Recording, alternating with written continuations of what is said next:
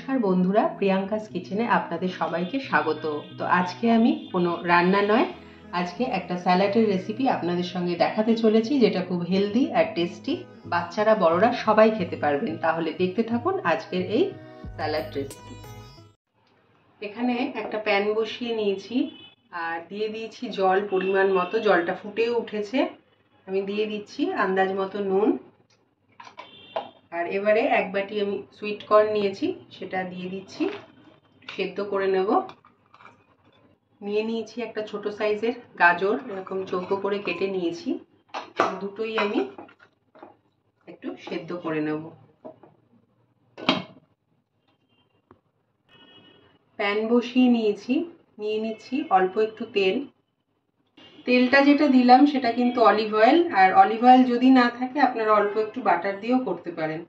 এবার দিয়ে দিচ্ছি আমি ক্যাপসিকাম। একটা ছোট সাইজের ইয়েলো বেল পেপার নিয়ে নিয়েছি। দিয়ে দিচ্ছি সামান্য নুন। এবার অল্প একটু ফ্রাই করে নেব। হালকা করে একটু ফ্রাই করে নিলাম। গ্যাসের ফ্লেমটাকে বন্ধ করে দিয়েছি। এবার একটু ঠান্ডা করে নেব। একটা বোল নিয়ে নিয়েছি আর এই সেদ্ধ করে রাখা কর্ন আর গাজরটা নিয়ে নিচ্ছি, মানে সুইট কর্ন আর গাজরটা দিয়ে দিচ্ছি। ক্যাপসিকাম আর বেল পেপারটা 8-10টা নিয়ে নিয়েছি। চেরি টমেটো, সেটা দিয়ে দিচ্ছি। এটা খেতে খুব ভালো লাগে বন্ধুরা। দিয়ে দিচ্ছি পেঁয়াজ, একটা ছোট সাইজের পেঁয়াজ কুচি দিয়ে দিলাম। দিয়ে দিচ্ছি একটা ছোট সাইজের শসা। ভালো করে একটু মিক্স করে নিচ্ছি সমস্তটা।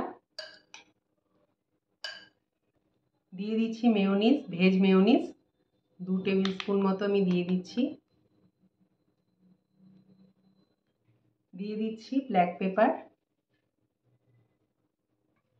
একটুখানি দিয়ে দিচ্ছি ব্ল্যাক সল্ট, খুব সামান্য দিচ্ছি।